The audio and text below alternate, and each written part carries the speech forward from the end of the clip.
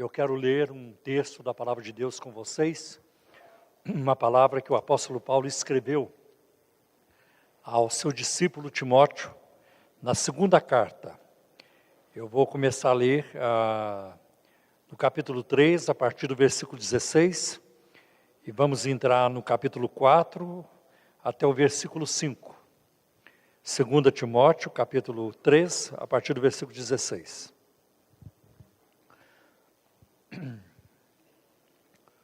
Toda a Escritura, divinamente inspirada.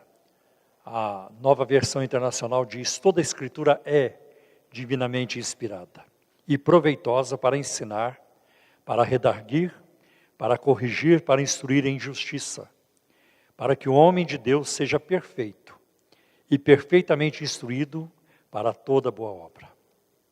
Conjuro-te, pois, eu solenemente te encarrego, Timóteo, diante de Deus e do Senhor Jesus Cristo, que há de julgar os vivos e os mortos na sua vinda e no seu reino, que pregues a palavra, instes a tempo e fora de tempo, redarguas, repreendas, exortes com toda paciência e doutrina, porque virá tempo em que não suportarão a sã doutrina, mas tendo comichão nos ouvidos, amontoarão para si mestres ou doutores, conforme as suas próprias cobiças, e desviarão os ouvidos da verdade, voltando às fábulas. Mas tu, Timóteo, sê sóbrio em tudo, sê moderado em tudo, sofre as aflições, faz a obra de um evangelista e cumpre o teu ministério. Nós vamos fazer uma oração neste momento. Peço que curvemos nossas frontes, por gentileza, para este momento de oração. Senhor nosso Deus, em nome do Teu Filho Jesus, nosso divino intercessor e mediador, nós buscamos a Tua face neste momento, para Te agradecer por este evento que estamos realizando, pela oportunidade que o Senhor nos concedeu de celebrar 5 séculos da Reforma Protestante. Graças te damos pelos homens e mulheres que o Senhor usou ao longo da história. Graças te damos pelos principais protagonistas e por aqueles que nem aparecem, seus nomes não aparecem, mas o Senhor conhece, sabe quem foram eles. Graças te damos por cada pessoa aqui presente. Dirige, Senhor, cada parte desta programação. Abençoa os nossos preletores, abençoa as pessoas aqui presentes, a orquestra, o maestro Ivan e cada músico também.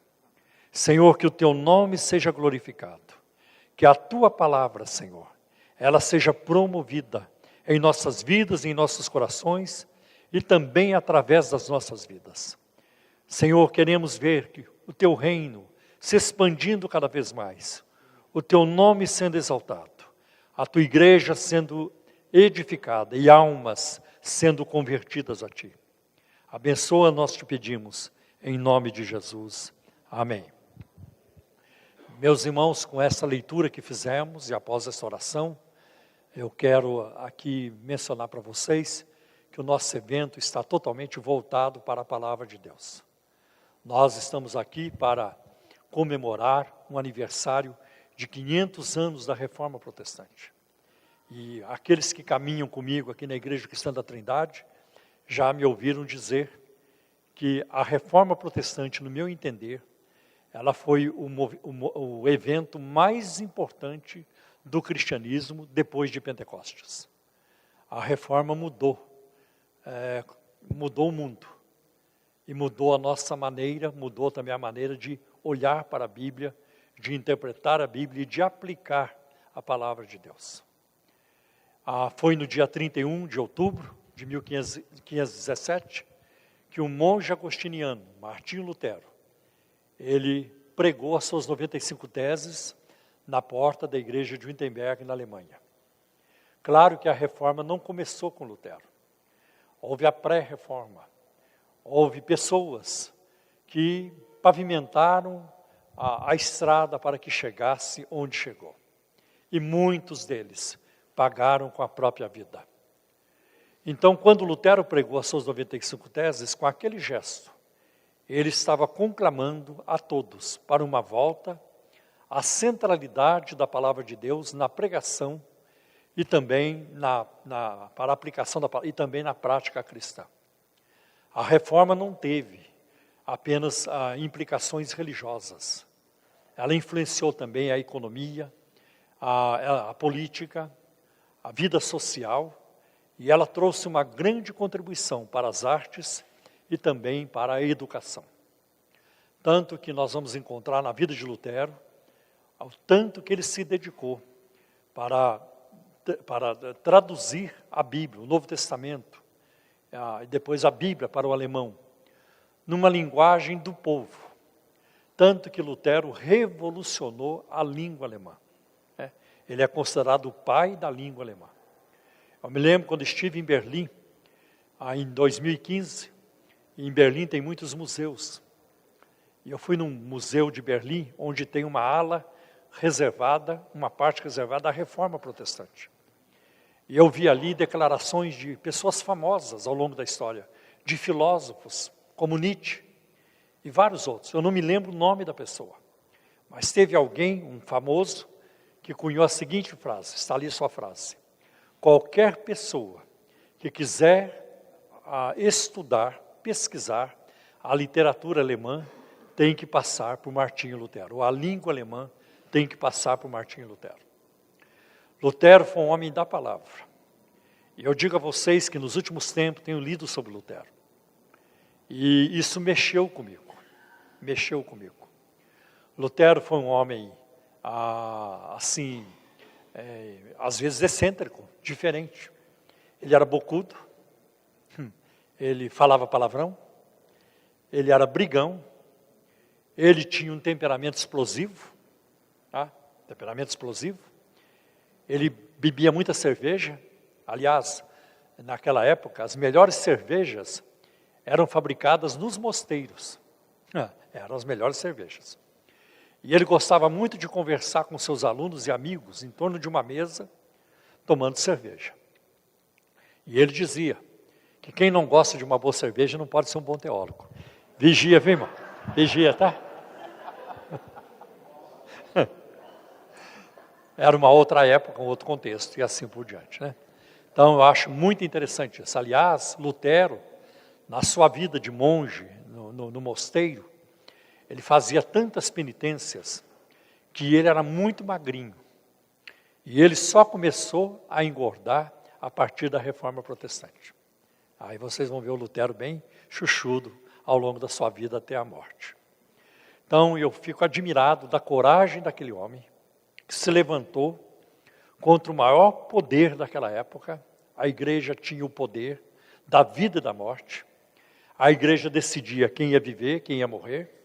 A igreja tinha uma supremacia sobre os reis, governos, as nações, e Lutero se levantou contra aquele poder. E com certeza, a exemplo de John Hus, a exemplo de John Wycliffe, Jerônimo Savonarola, ele não teria chance. E ele sabia que ele não tinha chance. Foi Deus quem preservou. Foi Deus quem fez. Então eu acho muito interessante que num dado momento na vida de Martinho Lutero, ele então ouve a expressão luteranismo, os luteranos, e ele fica muito irado com aquilo. Ele diz: como vocês estão se dizendo ser de um movimento com meu nome? Esse meu nome é um lixo, Lutero é um lixo. Quem é Lutero? Quem é Martinho Lutero? Sabe quem eu sou? Eu sou um saco de vermes. Então, ele não queria isso. Ele não queria isso. E ele chega a dizer: eu nada fiz, a palavra fez tudo. Foi a palavra quem fez tudo. Então, a reforma protestante, ela nos encoraja muito, porque foi num contexto difícil, o desafio enorme. Nós não enfrentamos hoje o desafio que eles enfrentaram naquela época. Nós não enfrentamos. Aqui no Brasil, não. Então, foi num contexto difícil. E ainda bem que foi difícil, porque ficou muito claro para todos, para nós, que a reforma não foi um produto dos homens, não foi algo criado pela mente humana, foi Deus quem orquestrou. Foi um ato soberano de Deus. Tanto que é uma das questões que a reforma ela promove, né? Ela valoriza a soberania de Deus. Então é muito importante que nós estejamos aqui hoje. Nós somos uma geração privilegiada. Nós estamos vivendo hoje, outubro de 2017, né? E eu creio que todos nós viveremos dia 31 de outubro, espero que sim. Não vá morrer antes disso, tá bem? Então, para a gente aí sacramentar isso, bater o martelo, de que estamos celebrando os 500 anos da Reforma Protestante. É muito importante isso. Uma das coisas que muito mexeu comigo ao estudar a vida de Lutero, que ele foi um homem que produziu muito. Ele produzia tanto, quando ele começou a produzir, quando ele foi para o castelo de Wartburg, em 1520, quando ele foi protegido ali pelos amigos, escondido no castelo, onde ele modificou até a sua aparência física, ele deixou o cabelo crescer, a barba crescer, ele adotou o nome de Sir George, ou Senhor Jorge, e ele então vestiu roupas de cavaleiro para ninguém reconhecê-lo. Mas foi uma época que ele produziu muito, ele produzia tanto, que as impressoras não davam conta de imprimir o que ele fazia, o que ele produzia, então ele teve que diminuir o ritmo. Então, um homem que produzia tanto, um homem que tinha uma agenda tão ocupada, um homem que atendia tantas coisas, cuidava da igreja, compunha música, fazia música, um homem que escrevia, ele orava pelo menos 3 horas por dia. Então, esse homem tinha algo incrível de Deus na vida, né? Senão ele não teria levado à frente. Quanto ao seu temperamento explosivo, alguns pesquisadores concordam que se ele não tivesse esse tipo de temperamento, se ele não fosse um homem brigão, né? Brigão assim, explosivo, ele não teria levado a reforma adiante. Uma pessoa com uma personalidade suave, né, cordata, não teria ido adiante. Então, com esse temperamento, Deus usou esse temperamento para que a reforma fosse adiante. E eu estou muito feliz que nós estamos aqui comemorando isso hoje, a reforma protestante. Nós temos que sempre voltar à palavra de Deus e à centralidade da palavra de Deus.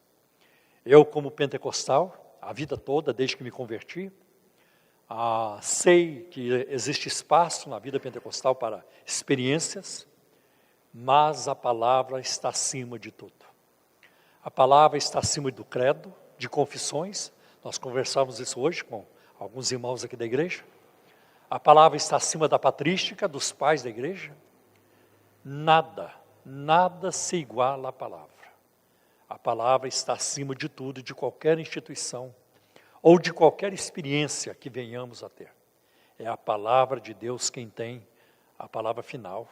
Ela é infalível, ela é inerrante e ela é 100% confiável. Tanto que no fim da vida, quando Lutero estava morrendo, os amigos que estavam ao redor dele perguntaram para ele: Lutero, você confia na palavra, no ensino que você espalhou, que você promoveu? Você confia naquilo que você pregou, ensinou, na sua fé em Cristo, na graça de Deus? E ele respondeu com sim. E ele não disse mais nada. Ali não teve confissão, não teve extrema-unção, mas teve a palavra de Deus. E ele citou também o mesmo texto que Jesus citou na cruz, suas últimas palavras: Pai, nas tuas mãos entrego o meu espírito, e ele faleceu. E Lutero foi sepultado debaixo do púlpito da igreja onde ele pregava, da igreja de Wittenberg, na Alemanha. Então, tem muita coisa bonita sobre Lutero, muita coisa. E eu não vou entrar em detalhes, porque eu quero dar hoje um espaço maior para os meus colegas, meus amigos e irmãos em Cristo, que são homens assim, muito preparados, com uma bagagem extraordinária, e nós queremos ouvi-los, porque vocês podem me ouvir outro dia, mas com eles aqui é mais difícil. Então eu quero passar a palavra agora para o Cristiano. Você tem 3 horas. Vou passar a palavra para o professor Cristiano Lopes, que é professor ali no Mackenzie de Teologia Sistemática e outras disciplinas. E é pastor também da igreja. Aí você fala, por favor. Igreja Batista, Fonte de Sicar. Ok, Igreja Batista, Fonte de Sicar. É uma alusão a João 4, não é isso? João 4, lá o poço da mulher samaritana. Tá, então vamos começar com... Eu estou colocando na ordem alfabética, porque o C vem antes do R, né? Então vamos... Tá bom, obrigado. Irmãos queridos, quero cumprimentá-los com a graça e a paz de Cristo Jesus. Eu estou muito feliz de estar aqui. Quando eu conheci o pastor Paulo Romero, eu era criança. E eu conheci pelo programa na televisão. Eu não estou dizendo que ele está velho, não. O que eu quero dizer é que essa disparidade de tempo, que não é tão grande, é para mostrar o privilégio e a admiração que eu tenho por ele. E uma das coisas que eu achei muito interessante, que quando eu entrei para dar aula no Mackenzie, meu pai estava vivo, foi no último ano de vida dele, ele disse assim, fala para o Paulo Romero que eu escuto o programa de rádio dele, toda vez que ele faz o programa eu estou lá escutando. Então, uma alegria muito grande estar aqui, e eu não vou me atrever a falar da história da reforma, porque eu sei que para isso o pastor Paulo ele é a pessoa para fazer isso, tanto ele quanto o pastor Ricardo. Então eu vou compartilhar com vocês nessa noite um aspecto da reforma que eu vou contextualizar e depois a gente vai para o texto bíblico.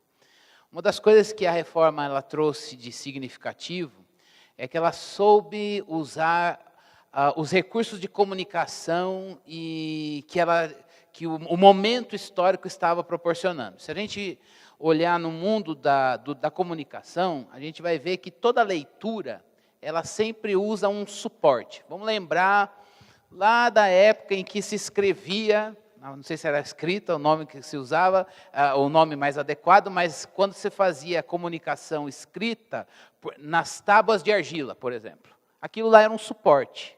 Ou de madeira, aquilo lá também era um suporte. Com o passar do tempo e a evolução, a coisa foi para a pele de animal, o pergaminho, por exemplo. Ou o uso de uma capinha de planta, o papiro. Era um outro suporte para você colocar o texto, usando a tinta, ou usando o baixo relevo. Depois começou-se a usar o papel como um suporte. E aí surgiu, além da tinta, a grafite, lá na Idade Média. E um pouco antes da reforma, a gente já sabe que eles descobriram um novo suporte, que foi a imprensa no papel.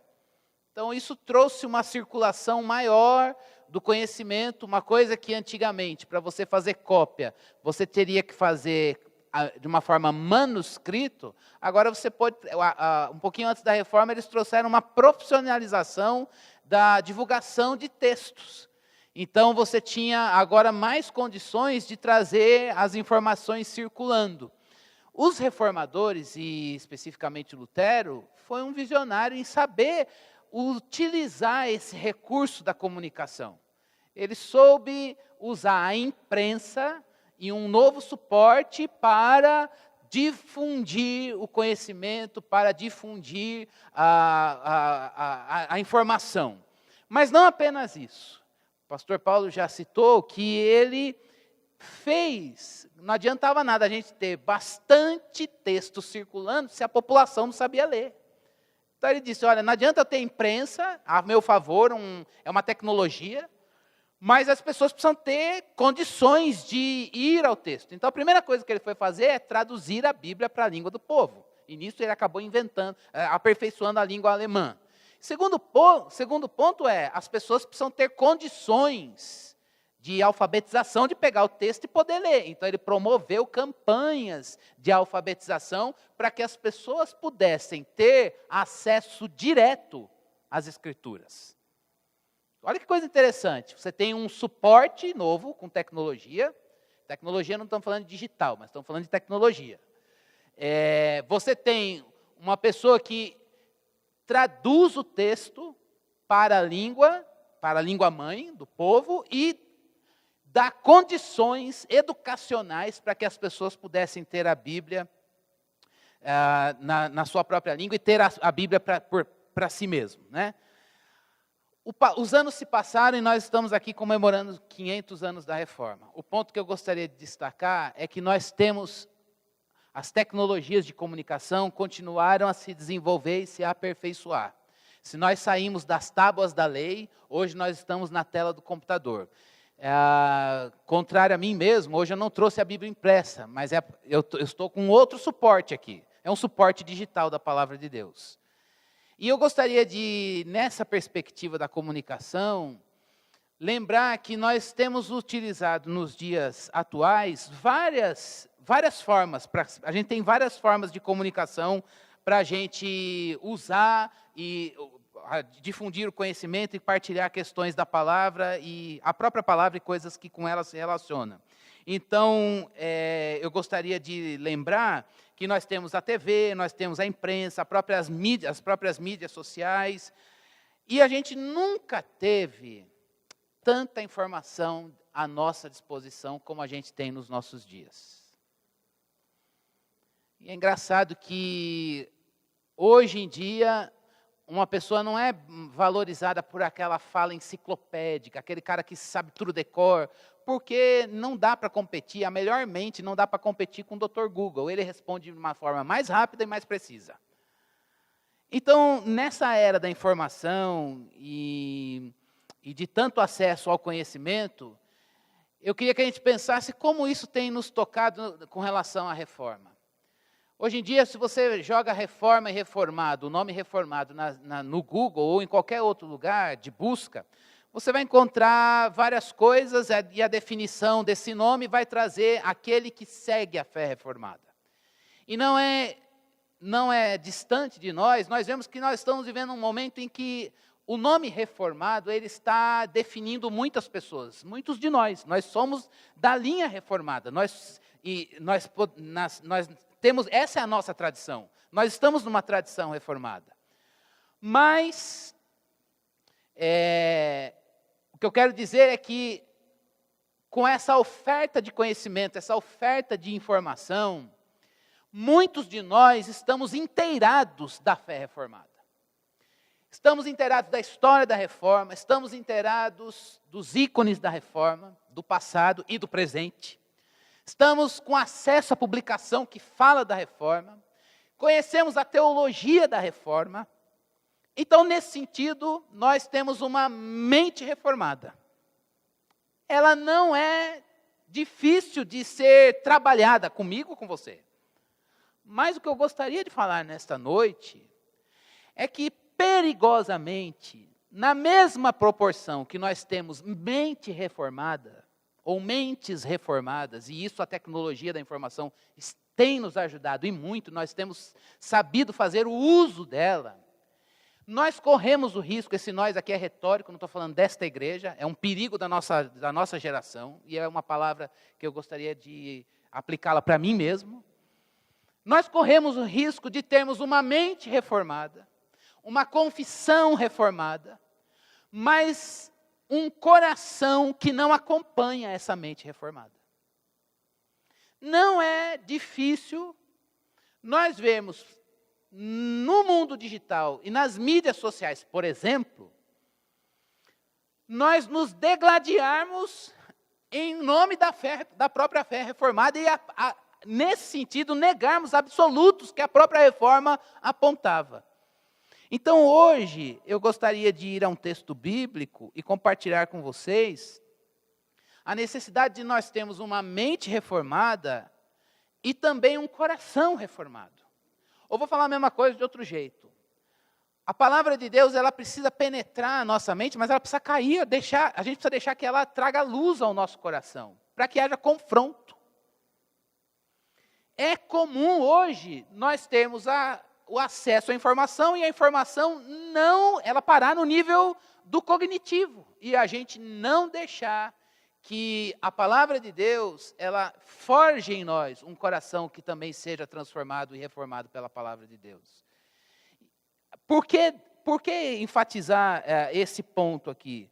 Irmãos, porque eu queria dizer em tom mais pessoal, uma angústia do meu coração de a gente ver um contrassenso da gente pregar, correr o risco de falar que nós somos reformados, de que nós professamos uma confissão reformada, de que nós sabemos todo o catecismo de uma confissão reformada, de que nós sabemos falar da história da nossa tradição, mas o nosso coração não acompanhar aquilo que está no bojo da fé reformada.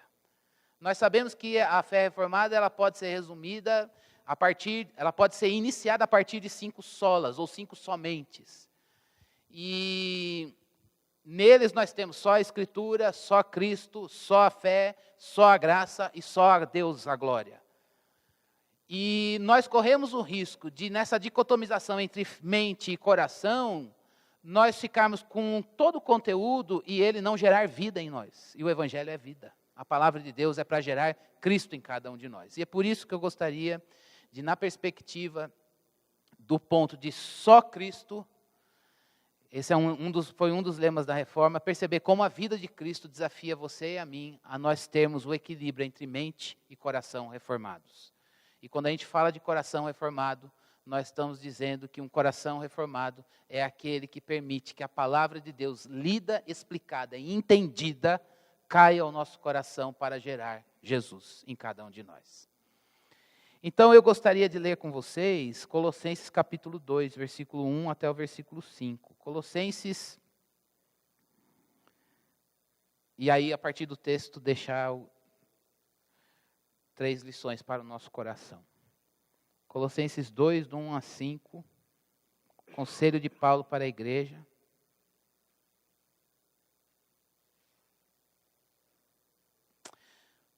Podemos ler?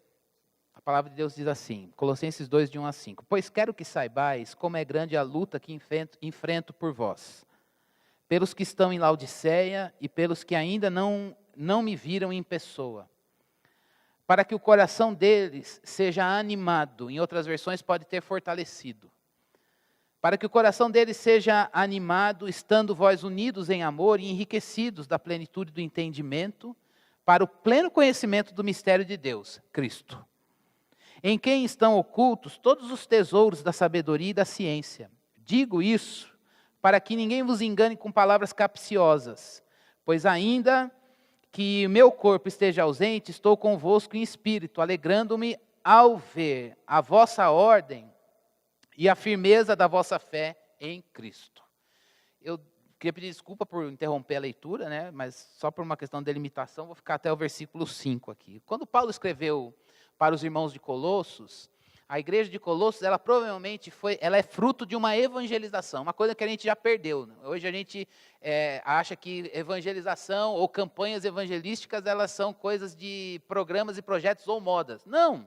A igreja no Novo Testamento, muitas vezes, em muitas partes, ela surgiu por programas de evangelização. Paulo ficou um tempo em Éfeso e evangelizou lugares vizinhos. E dessa evangelização nasceram igrejas. Colossos é uma delas, juntamente com Hierápolis. Tempos depois da fundação dessa igreja, Epáfras faz um comunicado para Paulo e diz, a igreja está bem, a igreja crê em Cristo, a igreja fica firme no Senhor, a igreja permanece firmada em Cristo e na palavra. Mas tem uma pontinha de preocupação, está surgindo lá uma heresia, que não é interna, mas está sendo invadida. A igreja está sendo invadida por tendências. E nós precisamos fazer um alerta pastoral para aquele povo. Rapidamente, Paulo, sabendo os detalhes dessa heresia, na teologia ela é chamada de heresia colossense. Alguns tentam dizer, não era bem uma heresia, era só uma influência, um ponto da cultura, mas os teólogos mais ortodoxos vão dizer, não, era uma heresia de fato. Que ela não tinha muito nome, mas ela tinha algumas coisas perigosas, sutis. E uma delas, que eu gostaria de destacar aqui, é que fazia parte dessa heresia colossense saber todas as regras e regulamentações, principalmente do passado judaico, mas não conseguir aplicar essas regras e regulamentações para os aspectos da vida. Em outras palavras, um pontinho da heresia colossense era: nós sabemos todos os pontos daquilo que cremos, mas havia uma possível sutileza de dicotomização entre o que eu sei e o que eu vivo. Paulo prontamente escreve para a igreja, especificamente aqui nesse texto, Colossenses é considerado um tratado cristológico, por isso que a gente pode falar de só Cristo, solos Cristos, a partir de Colossenses também. E nesse texto que nós acabamos de ler, ele nos dá algumas lições para a gente perceber que a vida com Jesus e uma vida no Evangelho, uma vida dirigida pela palavra, uma vida reformada pela palavra, não tolera, não cabe nessa vida a dicotomização, a separação entre o que eu penso, o pensar bíblico de um lado e o viver no coração de outro. Necessariamente, o que eu sei da palavra é para que eu viva a palavra. O que eu sei de Cristo é para que o Espírito de Deus que habita em nós produza Cristo em nós. O que nós vemos de Cristo na palavra é para que o Espírito de Deus atraia o nosso olhar e a intenção do nosso coração, para que a gente possa perseguir isso piedosamente numa vida de oração e numa vida de entrega àquilo que a Bíblia diz. Quem é mais antigo de igreja aqui vai lembrar daquele corinho que a gente cantava aqui: eu sou o que a Bíblia diz que eu sou, eu tenho o que a Bíblia diz que eu tenho, eu posso o que a Bíblia diz que eu posso. É isso. Não é saber a palavra, mas é saber a palavra para viver a palavra. Isso é mente, isso é coração. Algumas lições desse texto para nós de mente e coração reformados. A primeira coisa que Paulo vai dizer é que uma mente reformada precisa do conhecimento da palavra para ter um coração fortalecido. Uma mente reformada pede um coração forte. Quem tem uma mente formada na palavra necessariamente deve buscar um coração forte. Que coisa linda. A igreja estava passando por influências de heresia e Paulo está dizendo: eu quero pedir a vocês, embora eu não esteja aí, eu peço que vocês tenham um coração forte, ou um coração animado, ou um coração fortalecido. Por que Paulo vai falar de um coração fortalecido ou de um coração animado, um coração tocado, formado a partir da palavra de Deus? O que tem nesse coração para que ele seja um coração fortalecido? Eu gostaria de perguntar para nós, se o tanto que nós temos de informação, nós temos permitido que o Espírito de Deus use isso para fortalecer o nosso coração. Ser reformado, irmãos, é ter uma vida piedosa, e uma vida piedosa é uma vida regida pela palavra e pelo Espírito Santo aqui dentro. Infelizmente, nem sempre é o que a gente vê, até mesmo na convivência reformada, por exemplo, nas mídias sociais. Um coração fortalecido por Cristo, um coração fortalecido em Cristo, é aquele coração que é de fato transformado por Deus. Paulo disse isso, deixou isso muito claro no texto. Vou pedir para você deixar sua Bíblia aberta. Para que o coração dele seja animado, estando unidos em amor e enriquecidos com a plenitude do entendimento, para o pleno conhecimento do mistério de Cristo. Paulo está, no versículo 1, ele está dizendo: olha, eu tenho enfrentado muita luta por vocês. Estou à distância, mas eu tenho enfrentado muita luta por vocês. Para quê? Para que o coração de vocês esteja animado. A palavra que ele vai usar aqui traz a ideia de um coração que foi transformado, trocado, gerado pelo Espírito Santo de Deus, ao ponto de ver Cristo Jesus no nosso interior. Irmãos, reformar a mente, reformar a nossa teologia, conhecer muito bem a nossa tradição, a nossa história, e se aprofundar nisso, a partir disso, para o conhecimento das Escrituras, tem que ser para equipar o nosso coração. Necessariamente, um coração transformado é um coração que, Paulo vai dizer que um coração transformado é aquele que sabe se unir ao outro em amor. Um coração reformado, um coração transformado a partir de uma mente do Evangelho, é aquele coração que sabe olhar o outro e dizer: ele tem Cristo nele e eu tenho Cristo em mim. Esse é o nosso ponto de convergência, é o nosso ponto de partida e é o nosso ponto de chegada. O John Stott disse muito bem isso, que no essencial nós devemos ter, no essencial da fé, nós devemos ter unidade. Nas questões divergentes, que são acessórias à fé, nós podemos ter liberdade, mas em todas as coisas, amor. Uma mente reformada e um coração reformado sabe viver em unidade com o corpo de Cristo, ao ponto de dizer: Cristo é o nosso ponto de convergência, Cristo é o nosso ponto de partida e Cristo é o nosso ponto de chegada, o nosso alvo na nossa caminhada cristã. Infelizmente, a gente está perdendo esse senso no nosso trato com o nosso irmão no momento em que a gente vive. Não é raro a gente encontrar nas redes sociais pessoas se degladiando em nome da verdade. E a gente passa a ser inquisitor da verdade, inquisitor da fé. E devemos nos lembrar que Cristo Jesus, o pastor da igreja, encontrou na igreja de Éfeso uma ortodoxia maravilhosa. Olha, eu digo a vocês, eu tenho que elogiar vocês pelo trabalho de vocês. Vocês perseguem, vocês denunciam os hereges, mas vocês têm um problema: vocês esqueceram de amar.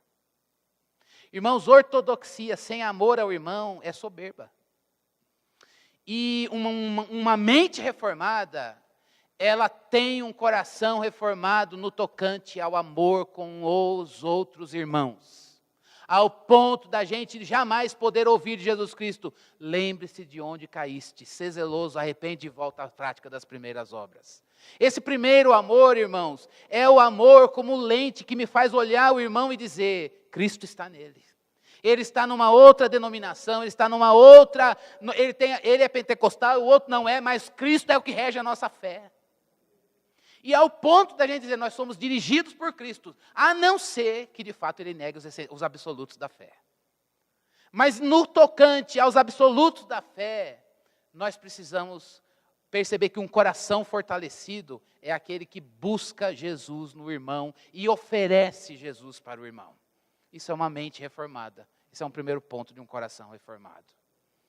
Que Deus nos dê graça para que a gente possa... Tem mais dois, rapidinho.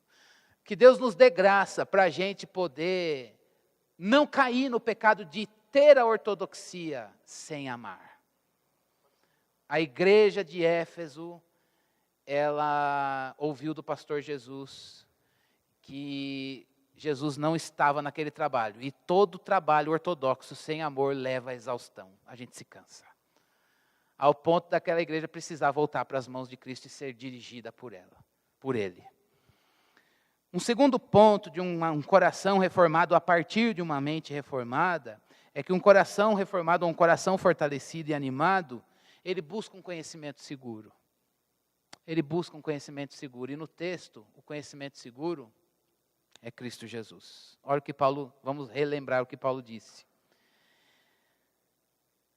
Estando unidos em amor, versículo 2, e aí, enriquecidos da plenitude do entendimento para o conhecimento do mistério de Deus, Cristo. Irmãos, é muito bom entender os pilares da reforma, é muito bom encontrar homens que se gastaram e deixaram-se ser usados pelo Senhor, mas melhor do que tudo isso é conhecer a Cristo. A centralidade da fé reformada está em Cristo Jesus. Deus não tem deixado de levantar pessoas que Ele quer usar para expor a sua palavra. Mas a beleza de uma exposição da palavra, a beleza de qualquer nova teologia que relembre ou incorpore, atualize a teologia da reforma, é a essência dela, que é Cristo Jesus.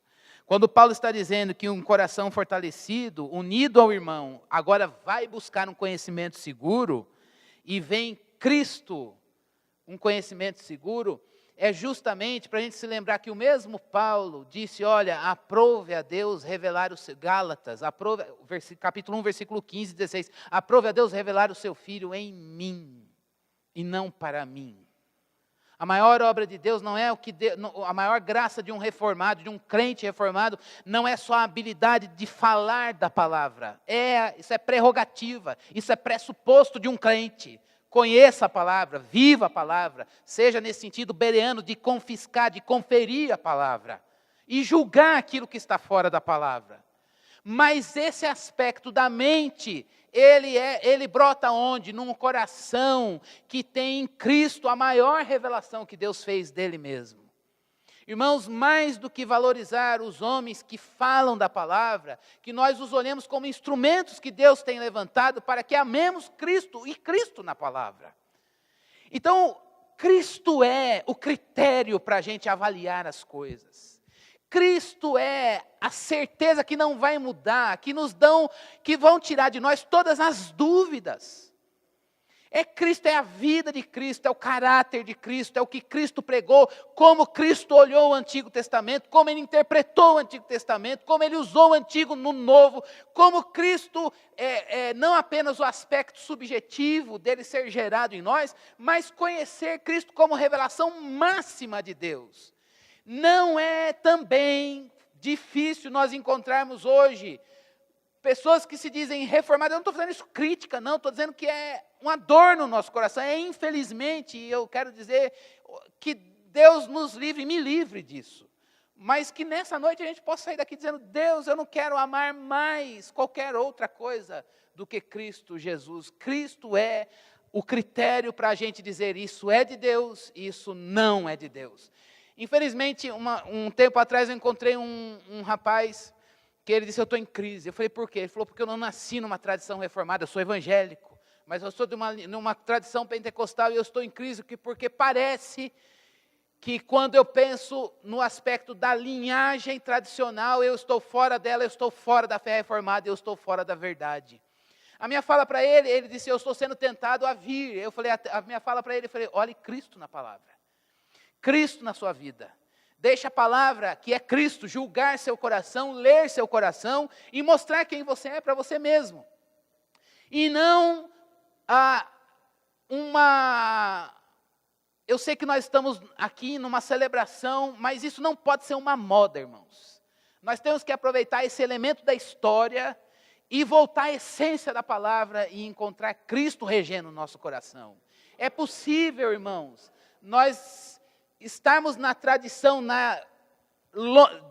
desassociados da Igreja Católica Romana e sermos cristãos católicos reformados. Católicos, estou falando da catolicidade da igreja como marca.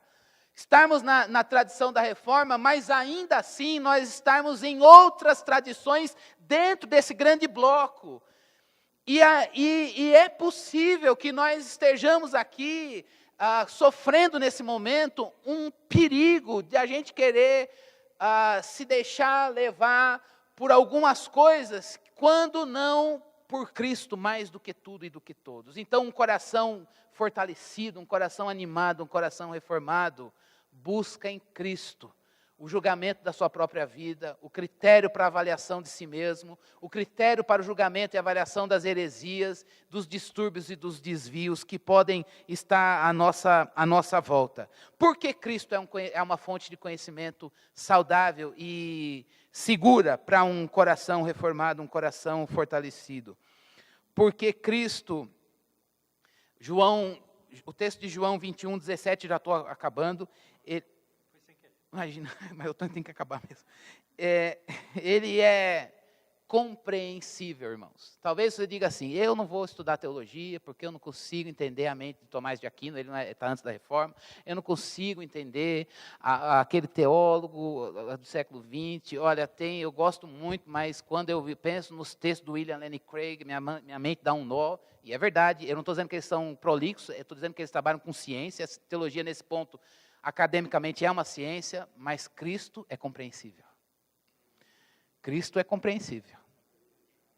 Cristo, aquele que é alfabetizado, aquele que não é alfabetizado, e aquele que pode ter 3 milhões de doutorados, ele sabe que Cristo, ele de fato é aquele que, em Romanos 11:33 diz isso, que ele é a profundidade da sabedoria e do conhecimento de Deus, e que Deus, outrora, havendo falado muitas vezes, de muitas maneiras aos pais pelos profetas, nestes dias ele mesmo veio falar pelo Filho. É olhar o Filho e dizer: eu entendo Deus. Cristo é compreensível. E Cristo não pode ser posto como algo difícil de ser entendido. Cristo é compreensível, Cristo também é direto, você pode acessá-lo diretamente pelas Escrituras, esse é um lema do sacerdócio universal dos crentes, ir à presença de Deus, e para ir à presença de Deus a gente precisa de Cristo e da palavra, e acima de tudo, Cristo é conhecimento e amor, Cristo é amável. Isso é consolo para nós, irmãos. Um crente reformado, que tem uma mente reformada, um coração reformado, gasta no conhecimento seguro, Cristo Jesus, porque Ele pode ser conhecido. Ele pode ser visto em você, em mim, em cada um de nós. Isso é sabedoria divina, isso é reforma da palavra. Cristo também tem que estar diretamente em nós. Nós não podemos dizer que somos reformados porque estamos nessa ou naquela tradição. Dizer que somos reformados em primeiro lugar, porque a palavra de Deus e Cristo estão em nós.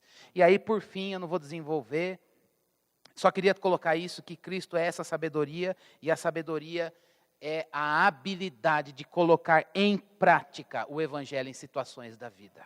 Quem ensina isso, irmãos, é Jesus. Um reformado é aquele que sabe viver no meio dos homens, da igreja e fora dela, no mundo, com um coração regido por Cristo. Que Deus nos livre da incoerência, de dizermos que nós somos reformados, mas esquecermos de Cristo e da palavra. Que a nossa mente seja reformada pela palavra de Deus. E isso também gere vida de Jesus no nosso coração. Há necessidade, irmãos, de nós termos uma mente reformada, mas também um coração reformado. Esse coração reformado que está unido, um coração em amor, por causa de Cristo Jesus, com os demais membros do corpo, e porque vê em Cristo Jesus uma fonte segura para o conhecimento. Que Deus nos abençoe para a glória dele. Amém.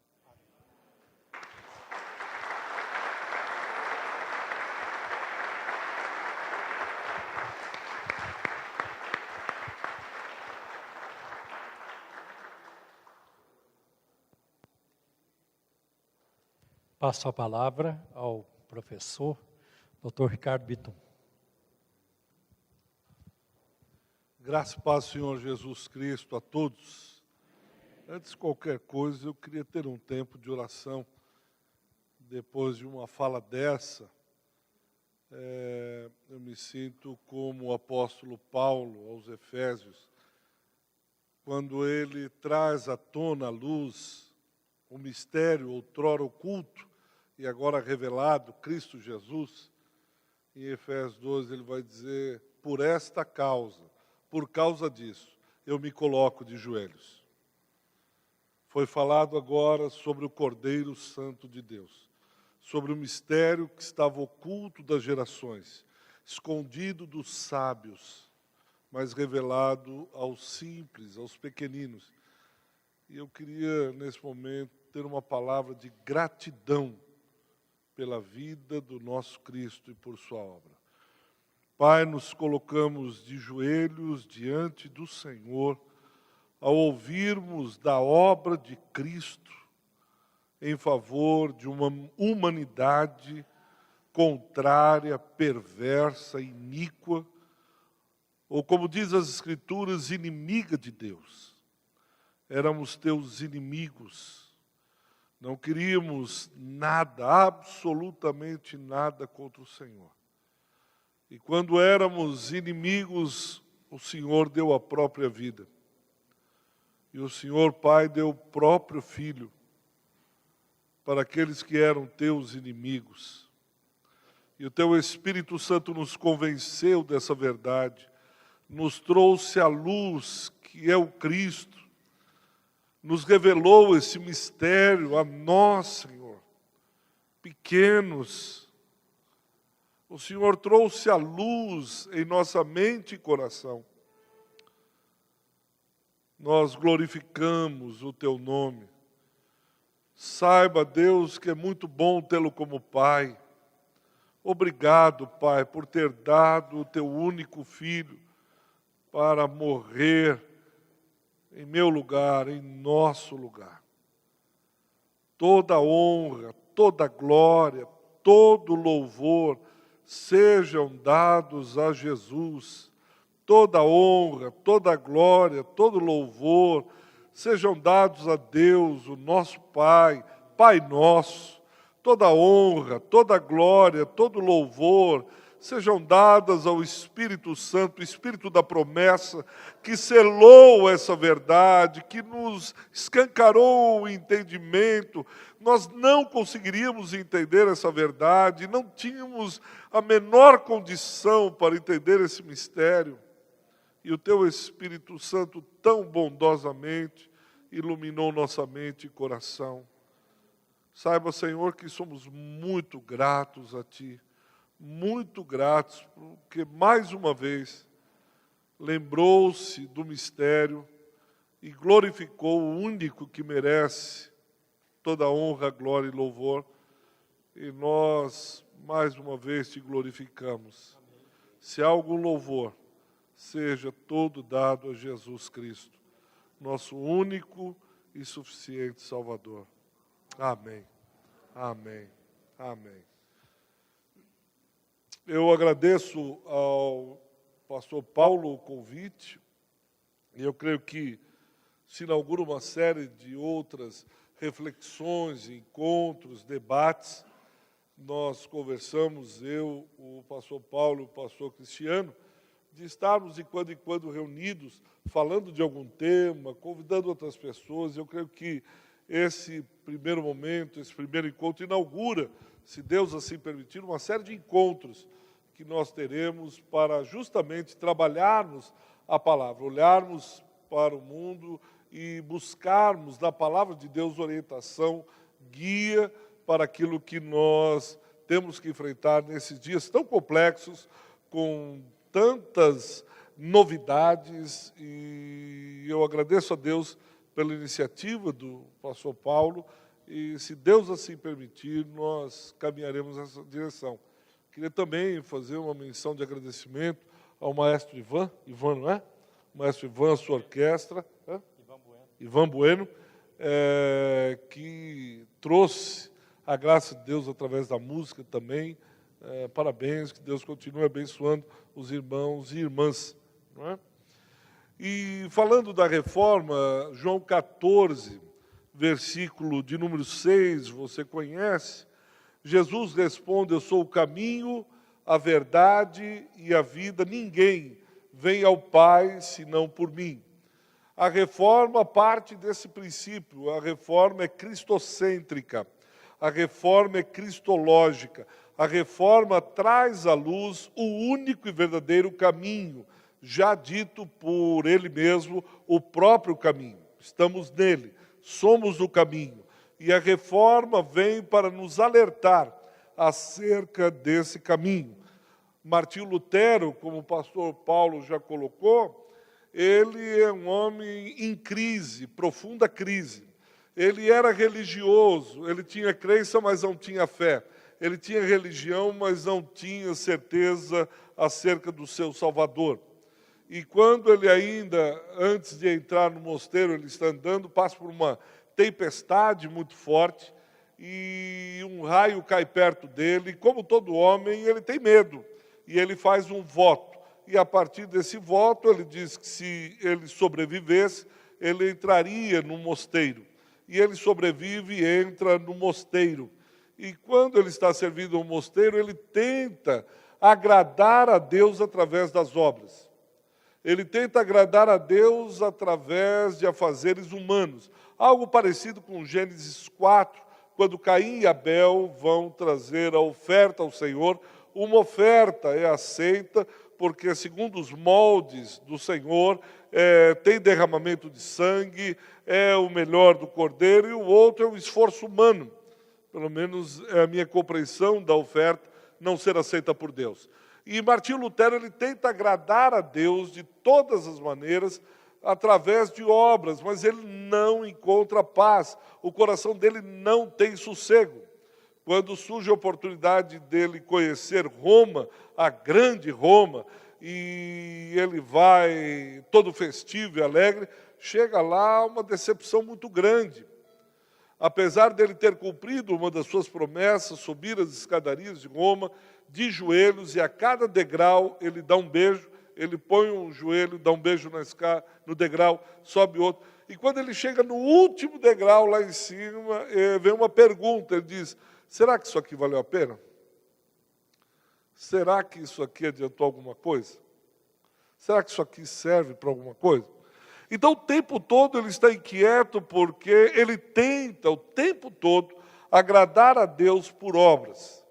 Até que numa dessas crises, ele está lendo Romanos 1, versículo 17, um texto que o apóstolo Paulo resgata do livro do profeta Abacuque, o justo viverá por fé, o justo viverá pela fé. Então não é por obras, e aí se desenvolve toda a doutrina da justificação. Nós somos justificados pelos méritos de Cristo. Nós não temos méritos, nós não temos dignidade, nós não temos nada. O próprio Lutero, ele vai trazer numa metáfora muito bonita, ele diz que vai até o amado com as mãos cheias de obras, de pecados, de coisas humanas sem sentido, é tudo que ele tem, com coisas que não valem absolutamente nada, são sacrifícios humanos, são esforços humanos, e ele dá isso ao amado, e em troca, os seus pecados, todos vão juntos. Em troca, o amado lhe dá vida. Em troca, o amado lhe dá o amor. Em troca, o amado lhe dá o seu coração. É muito interessante isso. Porque quando nós vamos na cruz, a única coisa que nos faz sermos um é o nosso pecado. Nós somos pecadores não porque pecamos, mas pecamos porque somos pecadores. É a nossa natureza pecaminosa. Não temos nada para entregar ao amado, não temos nada para dar a ele que satisfaça. Não há obra que possa ser encontrada que o aceite ou que nos salve. E quando Lutero entende isso, que é pela fé, fé no sacrifício dele. Os irmãos lembram desde Gênesis capítulo 3, versículo de número 15, quando o Senhor está sentenciando a serpente, ele diz, por inimizade entre ti, falando da serpente, e a mulher, entre a tua descendência, a descendência da serpente, e o teu descendente, esse te ferirá a cabeça e tu lhe ferirás o calcanhar.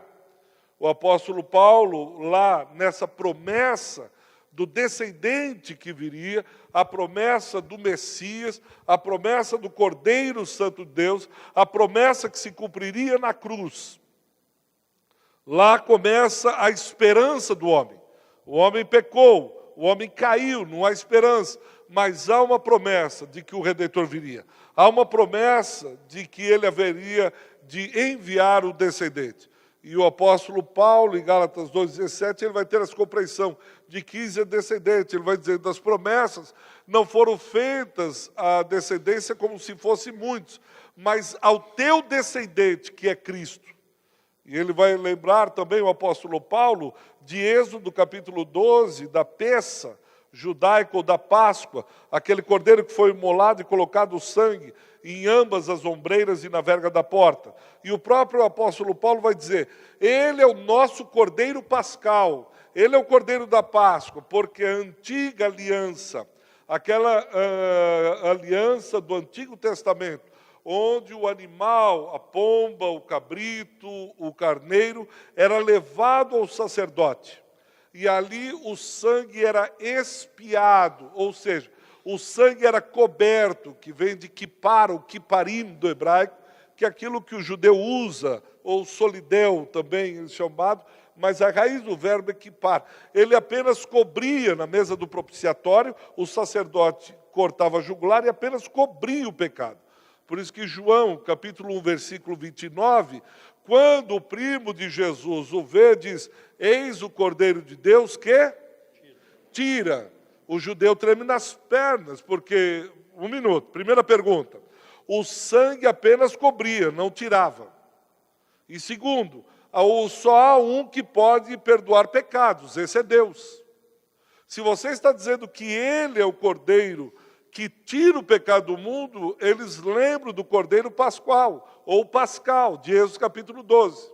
Êxodo 14, a travessia, Êxodo 12, a constituição, a instituição da Páscoa. Então eles olham e dizem, então primeiro, o pecado agora vai ser retirado, E segundo, é o sangue dele, não cobre, mas tira. E isso tudo é ele, santo, aquele que não tem pecado. Exatamente, é isso que Lutero vai lembrar. É isso que Lutero vai com o versículo 17 do capítulo 1 de Romanos. Que ele vai olhar para isso e vai dizer, está vendo? É a fé nele, é a fé na obra de Cristo, é a fé naquilo que ele fez. Eu não poderia me salvar, é como se eu estivesse me afogando no meio do oceano e tentasse puxar os próprios cabelos para tentar me salvar. Impossível. Ou se eu estivesse puxando o cadarço do tênis, tentando me levantar. Era impossível para os homens, mas com o sacrifício de Cristo, ou seja, o único que poderia morrer para que a justiça de Deus pudesse ser satisfeita, era Cristo. Porque todos pecaram, Romanos 6, e carecem da glória de Deus. Não havia justo, um só justo, que poderia satisfazer a justiça de Deus. O único que poderia satisfazer a justiça de Deus é Cristo, porque ele sim não tinha pecado. Porque havia aí uma contradição. Se Deus, que é amor, mas também é justiça, apenas a cruz pôde resolver esse dilema entre o amor e a justiça. Por quê? Se Deus os perdoasse sem que um justo morresse, apenas em nome do amor, ele seria um Deus amoroso, mas injusto. Olha, Deus é muito bonzinho, é muito amoroso, é muito camarada, ele é 100, ele é 10, ele é sensacional, mas é injusto, porque o céu clamava. Levítico 6 diz, a alma que pecar, essa morrerá. Bom, então o homem está destinado à morte, ponto final. A não ser que alguém entre no lugar dele e pague o que ele deve. Caso contrário, e se Deus fosse justo, executasse sua justiça, poderia ser questionado o seu amor. Poxa vida, mas Deus nos ama tanto, Deus tanto amor, mas ele tem que cumprir a justiça. Apenas então, somente na cruz, é que amor e justiça se igualam. Quando Jesus Cristo, olha, e nós não temos a menor ideia do que seja, nem a encarnação, Lucas 2, a visitação do anjo a Maria, quando um ente é formado no ventre dela, quando o esperma divino fecunda um óvulo humano, nós não sabemos o que é isso, por isso dizemos o mistério da encarnação, o que aconteceu ali, e também não entendemos no todo o que aconteceu naquela cruz. Como Deus 100% homem, 100% Deus, como Jesus, Deus homem, se dá naquela cruz. O que nós sabemos e o que é revelado é que ele foi para aquela cruz morrendo em nosso lugar. Ele era o único que tinha condições de saciar, de pagar o preço pela desobediência do homem no Éden. Nós carregamos em nossa natureza o pecado do nosso papai Adão e da nossa mamãe Eva.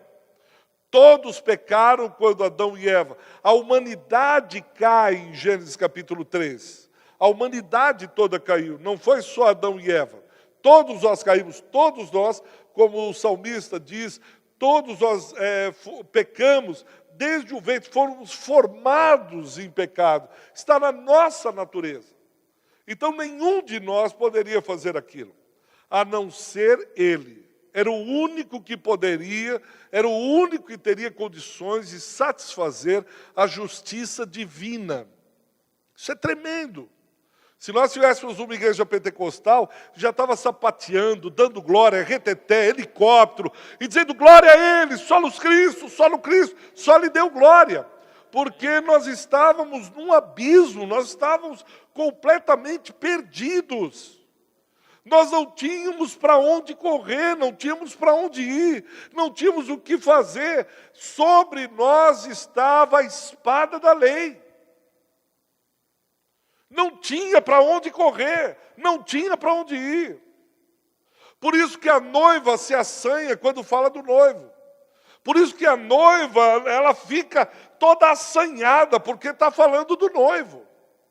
Quando se fala do noivo, a noiva fica, eu sei o que é, rapaz, isso eu conheço. Esse aqui é o meu amado, esse aqui é o amado da minha alma. Está falando do amado, está falando do desejado das ações. Está falando do noivo amado. Está falando dele. Então não havia para onde correr. E aí ele vai e toma o nosso lugar. Das melhores metáforas, um dos maiores exemplos que eu vi sobre isso, é um peregrino, um forasteiro que chega numa cidade do interior, vai no balcãozinho do hotel, e quando ele está conversando com o dono do hotel, ele vê um homem magérrimo, com as suas costelas aparecendo, marcas de chicote, algemado e largado num canto, com frio, desnudo. E aí esse forasteiro pergunta, quem que é esse moço? E o dono do hotel disse, esse é meu escravo. Ele diz, mas ele está com fome, isso aí não presta nem o que come, não vale nem o que come. Eu dou comida quando sobra, quando o cachorro e o porco não querem mais, eu jogo para ele, ele come daquilo que o porco não quer mais. E ele todo defecado, urinado, fedido, barba. E aí esse forasteiro olha e diz, o senhor está com ele há muito tempo? Desde que nasceu. E por que ele não tem esse olho? Ah, foi um ferro quente que eu encostei, quando ele achou que poderia ser livre. E essa orelha que lhe falta, essa aí eu arranquei para ele lembrar que eu pedi alguma coisa para ele, e ele fez que não ouviu, eu cortei uma das orelhas para ele saber quem é que manda. E assim foi indo. E essas marcas às costas. Eu chicoteei, levantei com dor de cabeça no dia e quis bater em alguém, não tinha quem bater, eu chamei e o espanquei. E assim ele foi. Aquele forasteiro se compadeceu e amou aquele escravo. E disse, quanto o senhor quer por esse escravo? Ele disse, como assim? Ele disse, eu quero comprar esse escravo. Ele disse, imagina, nem um louco compra esse negócio, esse troço. Ninguém compra esse dejeto humano. Ele disse, pois é, mas eu quero comprá-lo. Quanto quer? Ele falou, vai custar tudo o que o senhor tem. O senhor tem propriedades, o senhor tem dinheiro no banco, o senhor tem ouro? Ele disse, eu tenho. Passa tudo para mim. Ele, na hora, passou tudo. Ele falou, então eu posso levar? Não, não, não. Vai custar mais. Vai custar a sua própria vida. Ele disse, mas a minha vida, pela liberdade do escravo, ele falou, vai custar a sua vida. O senhor não disse que quer comprar? Ele disse, não tem problema. E escreveu e disse, a minha vida agora eu dou para você em troca do escravo. Acabando o contrato, aquele forasteiro foi, porque ele veio de uma outra terra, de um outro lugar. Ele foi até aquele escravo e bondosamente tirou as algemas, foi lá, deu um banho nele, fez a barba dele, passou um bom perfume, pegou o que tinha, deu para ele, o alimentou, o colocou de pé. Depois ele olhou profundamente nos olhos desse escravo e disse, você está livre. O escravo disse assim, como assim? Se você não deve nada, nem para esse homem, nem para mim, você agora é livre. Nós éramos esse escravo, nas mãos de Satanás. Apanhávamos sem saber por quê. Éramos infelizes, não tinha porquê. E veio alguém de outro lugar. Deixou toda a sua glória. E eu fico imaginando o tamanho do nosso pecado que custou a vida do próprio filho. Que pecado é esse que custou a vida do próprio Filho de Deus? E nós estávamos lá quando ele caminhava pelas ruas empoeiradas da Galileia. E nós cuspíamos o seu rosto. Nós ajudamos a enficar a coroa de espinho. Nós é que sustentávamos as mãos dos soldados romanos, porque foi pelo nosso pecado. Foi por nossas transgressões, não foi pela transgressão dos romanos. Foi por nossa causa, por isso é que nós, que pegamos na mão dos soldados romanos e martelamos as duas mãos dele, fincamos com prego os seus pés, e o deixamos lá na cruz, e juntos, em uníssono, gritávamos, se tu és filho de Deus, salta dessa cruz. Se você, isso tudo que você está falando, chama os anjos, aí você não é bacana, você não é o filho de Deus, você não cura gente, você não se diz que é a última bolacha do pacote. Pois é, sai daí, seu quê, alguma coisa. Vai aí, sai. E nós, junto com os romanos, também sentamos e começamos a dividir as roupas dele. Por isso, ele veio e tomou o nosso lugar. Doutrina da substituição, morte substitutiva, morte expiatória. É essa doutrina da justificação que Lutero traz, não é por obras, para que ninguém se glorie. Por isso que a gente olha um para o outro e diz assim, você vai se gloriar no quê, meu irmão? Ah, ele prega bem, ele ensina bem, ele tem dom de profecia. Não, é tudo de Cristo. Toda a obra foi dele, tudo ele que fez. Foi tudo dele, nós não temos, foi de graça. Ah, graça, como assim? Graça. Foi um favor imerecido no conceito mais básico de graça. Nós não merecíamos nada disso, de repente ele fez tudo. Ele morreu, ele sofreu, ele fez tudo. E nós apenas e tão somente cremos pela fé, sola fide, pela fé eu creio, solo Christus, que ele morreu em meu lugar. Somente a graça de Cristo poderia fazer isso. E se você não entendeu, esse é o evangelho da graça, porque é incompreensível. Porque um Deus vai morrer em nosso lugar? Nós dizemos, é amor, é verdade. E por que ele se deu? Como ele disse a Moisés, Êxodo 32, olha, mata todo esse povo aqui, eu vou matar todo esse povo e vou construir um outro povo. E Moisés disse, não, porque eu sei que não é do teu caráter fazer isso. Não é do teu feitio. Eu vou interceder por esse povo, porque o Senhor é um Deus de amor. É esse amor que levou o teu filho à cruz. Por isso que o profeta Isaías vai dizer que ele olhará para o fruto penoso da sua alma e ficará satisfeito. Porque ele o fez por amor, não por aqueles que o aceitariam, não por aqueles que o glorificariam, não por ele fez por amor a ele mesmo. Porque ele vela pela sua palavra. Somente a Escritura. E a Escritura que vem nos dizer, revelar esse mistério oculto, essas verdades. Bom, e qual é a nossa parte? Crer somente. Sola fide. Mas eu não preciso fazer nada, não. Eu não preciso pagar para dar uma forcinha para Deus me tirar do limbo. Não. Mas eu não vou precisar fazer, não. Mas nem uma reza, nem um terço, não tem nenhuma indulgência, não. É pela fé na obra de Cristo. Eu fui justificado. Eu não tinha dignidade, ainda não tenho dignidade própria. A minha dignidade vem da cruz, do meu Cristo. Então, se há dignidade, é porque Ele tirou as algemas, Ele cuidou das minhas feridas, Ele me colocou em pé, olhou profundamente nos meus olhos. Como diz o profeta Jeremias, Ele me laçou com laços de amor, e com laços de amor eu fiquei enamorado. Por isso a minha relação com Ele agora é uma relação filiarcal, é de pai para filho. Não é como hoje nós vemos uma relação de poder.